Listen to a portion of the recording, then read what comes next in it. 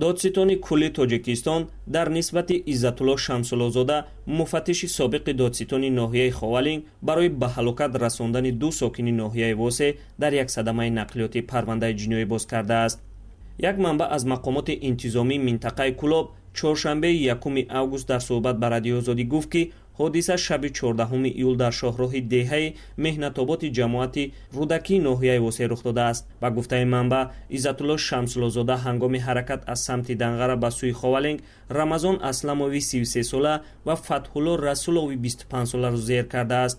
бар асари ин садама Рамазон Асламов дар бемористон ва Фатҳулло Расулов 3 рӯз баъди он ҷон додаанд. гуфта мешавад ки ҳарду қурбонии ин ҳодиса ҳини вуқӯи садама таҳти таъсири машрубот буданд. манбаъ афзуд ки тафтиши ин ҳодисаро Додситони вилоят оғоз кард ва баъди фавти қурбонии дуввум Додситони кул тафтиши онро ба дӯш гирифт. дар ҳоли ҳозир Иззатулло Шамсуллозода аз кор озод карда шуда дар ихтиёри кадрҳо гузошта шудааст. худи Иззатулло Шамсуллозода барои шарҳи ин ҳодиса дастрас набуд. ин ҳодиса дар ҳоле рух дод ки дар моҳи феврали соли ҷорӣ Фирдавс Ҳалимови 15 сола зери чархи мошини муфаттиши корҳои дохилаи ин шаҳр монд ва баъди интиқоли ёфтанаш ба бемористон ҷон дод.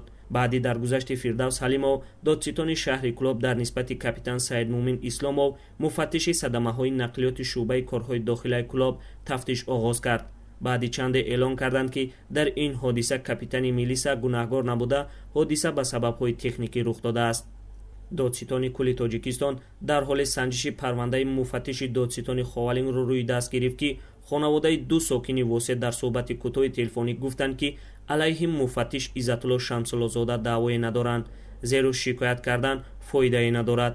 яке аз наздикони Фатҳулло Расулови 25 сола 1 август гуфт ки падару модари Фатҳулло ва Рамазон аз ҳодисаи ба сари наздиконашон омада шикоят намекунанд ва чора дидан дар нисбати муҷримро ба мақомот ҳавола кардаанд. хонаводаи Фатҳулло Расулов ва Рамазон Асламов дар ҳоле аз шикоят аз болои муфаттиш даст кашиданд ки хонаводаи Фирдавс Ҳалимови 15 сола барои ба муҷозот кашида шудани капитан Саидмӯмин Исломов талош карданд, аммо ин муфаттиш аз об хушк баромад ва ҳеҷ ҷазое нагирифт. масъулони Додситони минтақаи Кулоб низ дар нишасти хабарӣ гуфтанд ки Саидмӯмин Исломов, муфаттиши бозрасии давлатии автомобилии ин шаҳрро ки гумонбари марги наврасе дар пайи садамаи автомобилӣ дониста мешуд, бегуноҳ эълон кард.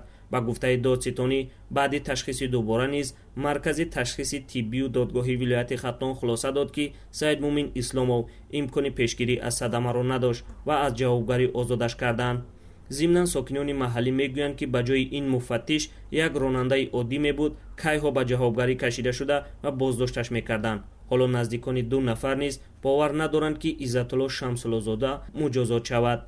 дар Тоҷикистон аз тарзи таҳқиқи парвандаи ҷиноӣ ки дар онҳо гумонбарон ва ё содиркунандагони ҷиноят кормандони ҳифзи қонун мебошанд, зиёд интиқод мешавад.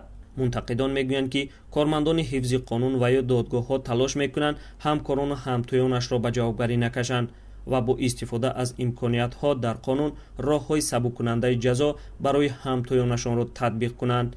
як ҳуқуқшиноси мустақил мегӯяд ин ҳама як бахши фасод аст, чунки бархе кормандони ҳифзи қонун ба умеди ин ки рӯзе ба кӯмаки ҳамдигар мерасанд, талош мекунанд аз сангин шудани ҳолати ин шахс пешгирӣ кунанд.